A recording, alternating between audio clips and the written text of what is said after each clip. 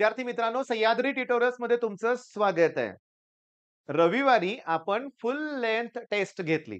Okay, तुम्ही attempt केली, काहींनी अटेम्प्ट केली नाही, ते पण आता करणार.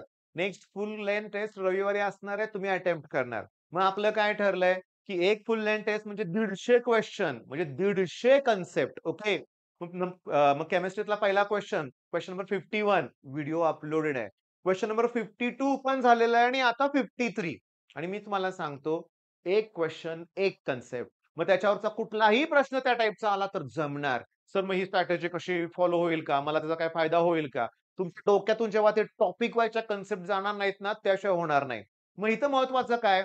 रिव्हिजन. मग हा व्हिडिओ बघताय, याच्या अगोदरचे व्हिडिओ बघितलेत. नोट्स बनवल्या का? मी दिलेला कन्सेप्ट ती क्लिअर केली का? हे बनवा, करा. वाटल्यास तुम्हाला वाटतंय ना, तर मी काय म्हणतोय बघा, की तुमच्या वहीचे सेक्शन्स करा. ओके. त्या टॉपिकला ते नाव द्या. ओके. मग आता जो क्वेश्चन आहे तो इलेक्ट्रोकेमिस्ट्री मधला आहे. मग चला इलेक्ट्रोकेमिस्ट्री नाव द्या. ओके. आणि जेव्हा आपल्या इलेक्ट्रोकेमिस्ट्री आणखीन कन्सेप्ट होईल, त्याच्या पुढच्या कन्सेप्ट होईल, तिथे नोट डाउन करून ठेवा. आणि एक डोक्यात घ्या, बोर्डच्या वेळी तुम्ही जो अभ्यास केलाय, तोच सीईटीला उपयोगी पडतोय.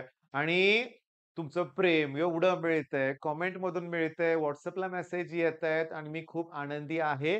कुठून एवढी एनर्जी आली माझ्यात कुणास ठाऊक, पण खूप करू वाटतोय अभ्यास, खूप. मला करू वाटतोय अजून, या वयात म्हणूया आपण.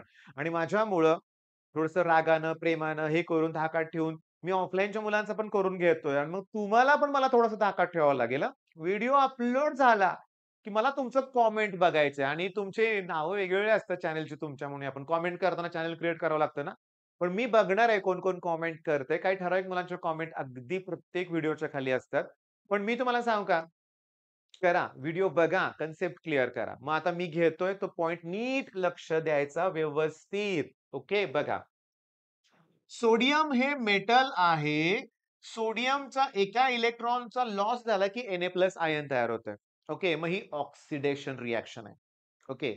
पण समजा मी असं लिहिलं, बघा मी तुम्हाला काय सांगतोय, Al3+ आणि 3 इलेक्ट्रॉनचा गेन केला, की अॅल्युमिनियम डिपॉझिट होणार. हे आहे रिडक्शन. लॉस ऑफ इलेक्ट्रॉन म्हणजे ऑक्सिडेशन, गेन ऑफ इलेक्ट्रॉन म्हणजे रिडक्शन. ओके. या केसमध्ये सोडियमचा ऑक्सिडेशन नंबर 0 आहे आणि इथं +1 आहे.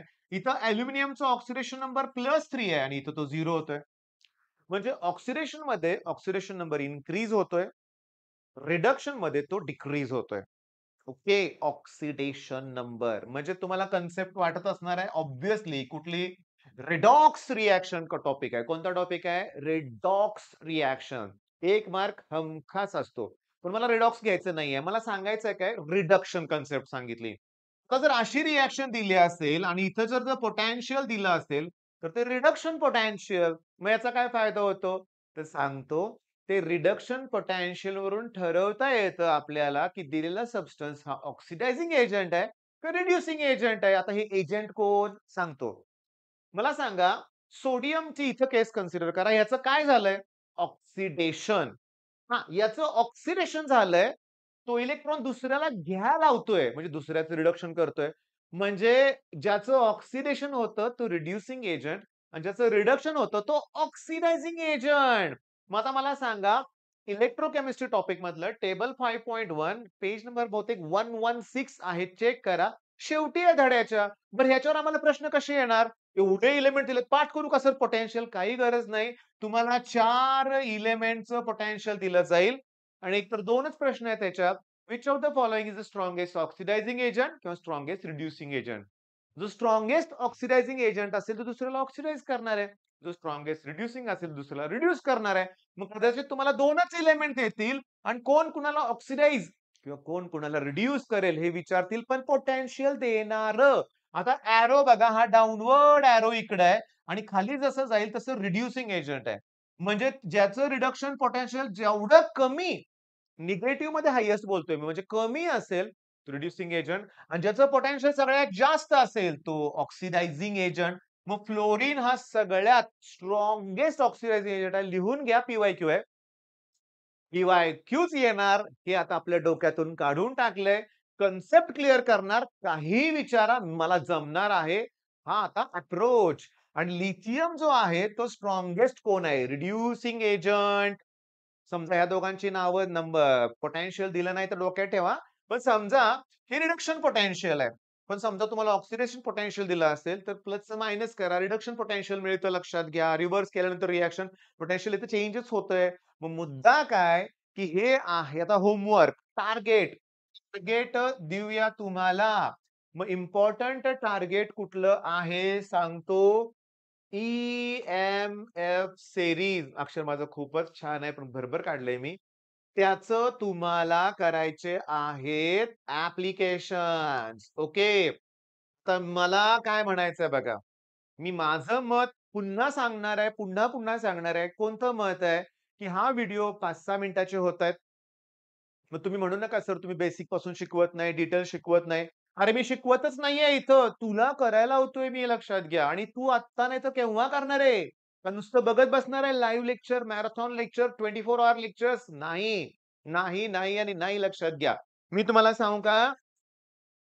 10 प्रश्न दिले, की त्यातले 2 येतातच परीक्षेत आणि त्यानंतर जर मी म्हणायला लागलो, की बघा मी दिले तेच येणार, तर नाही. ओके, नाही.